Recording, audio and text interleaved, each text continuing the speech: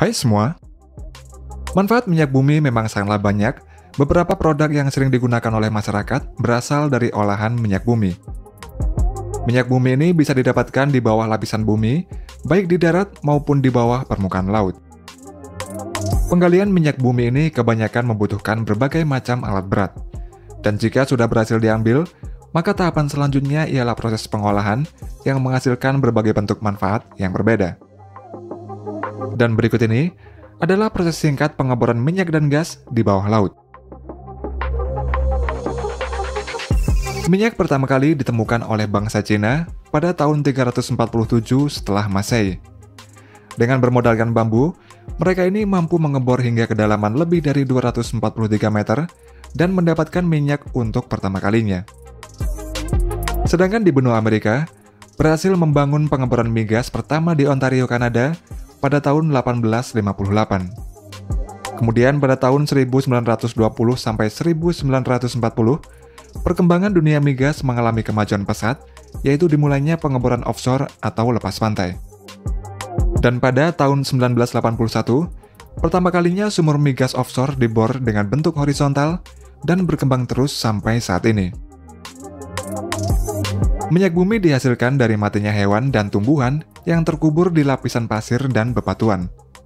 Setelah terjadi penguraian, minyak bumi bergerak lewat batuan berpori, kemudian terakumulasi di lapisan batuan keras hingga menjadi sumber minyak bumi. Dalam mencari lokasi minyak bumi dan gas alam, banyak cara yang bisa digunakan. Cara-cara tersebut antara lain dengan melihat bebatuan yang tersingkap di permukaan bumi, yakni dengan membuat peta geologi dan mengekstrapolasi permukaan bebatuan tersebut. Dengan cara tersebut dapat diketahui kondisi struktur dan susunan batu yang berada di lapisan bawah permukaan batuan itu. Seiring berkembangnya zaman, cara yang sering digunakan dalam mencari minyak bumi dan gas alam adalah melalui survei seismik, yaitu dengan menggunakan bantuan gelombang seismik. Survei seismik dapat dilakukan dengan dua cara, yaitu survei seismik di darat dan survei seismik di lautan. Untuk proses survei seismik di daratan, bisa menggunakan bantuan vibrosis truk ke lokasi yang telah ditentukan. Seperti beberapa waktu yang lalu, kendaraan dengan bobot mencapai 27 ton ini terlihat melintasi beberapa jalan di kawasan Indonesia. Untuk cara kerja dari vibrator truk ini adalah dengan menembakkan gelombang seismik ke dalam tanah, dan biasanya terdapat 3 vibrator truk atau lebih dalam proses penembakan gelombang seismik tersebut. Gelombang seismik tersebut kemudian dipantulkan kembali sesuai dengan lapisan tanah yang dilaluinya, dan pantulan gelombang tersebut berjalan pada kecepatan yang berbeda, tergantung pada jenis atau kepadatan lapisan batuan yang dilaluinya. Di atas tanah, pantulan gelombang seismik ini ditangkap oleh geopon. Geopon ini ditancapkan ke dalam tanah sedalam 30 cm secara manual, yang terhubung satu sama lain dengan kabel yang jumlahnya sangat banyak. Kemudian data dari geofon tersebut ditransmisikan ke recording track untuk direkam. Dari hasil seismik ini, data jenis dan lapisan batuan akan diolah dan dianalisa untuk mengetahui keberadaan minyak bumi dan gas alam di dalamnya. Sedangkan untuk survei seismik di lautan, pada prinsipnya ini hampir mirip dengan survei seismik di daratan. Namun untuk di lautan, survei seismik dilakukan dengan menggunakan kapal seismik khusus. Untuk prosesnya, gelombang seismik ditembakkan ke dasar laut melalui alat yang dipasang di belakang kapal seismik. Pantulan dari gelombang seismik ini kemudian diterima dan direkam oleh receiver yang bernama seismic streamer. Seismic streamer ini dipasang di belakang kapal seismik yang di dalamnya berisi hidrofon. Data dari streamer ini kemudian dianalisa oleh para ahli geologi menjadi data 2 dimensi dan 3 dimensi untuk mengetahui keberadaan lokasi migas. Salah satu kapal tercanggih untuk survei seismik di lautan adalah kapal bernama Renform Hyperion yang dibuat oleh perusahaan yang bernama PGS yang berasal dari Norwegia.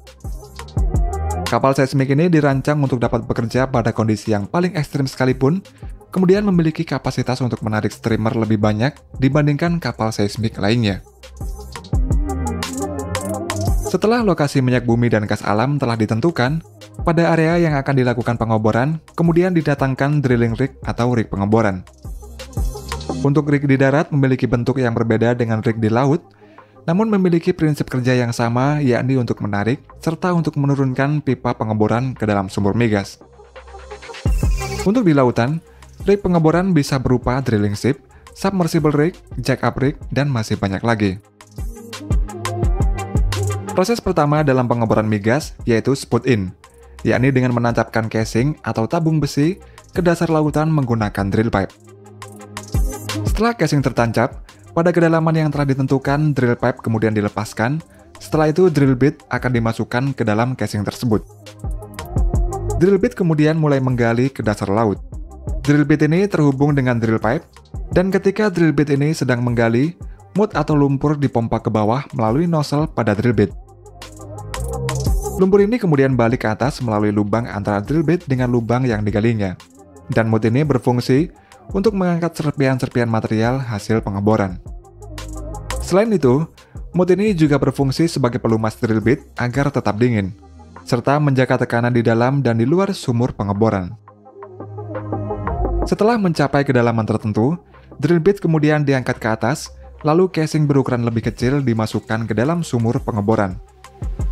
Selanjutnya, semen dipompa ke dalam drill pipe, dan semen ini kemudian balik ke atas melalui celah pada casing, dan proses ini dilakukan berulang-ulang sampai kedalaman yang telah ditentukan.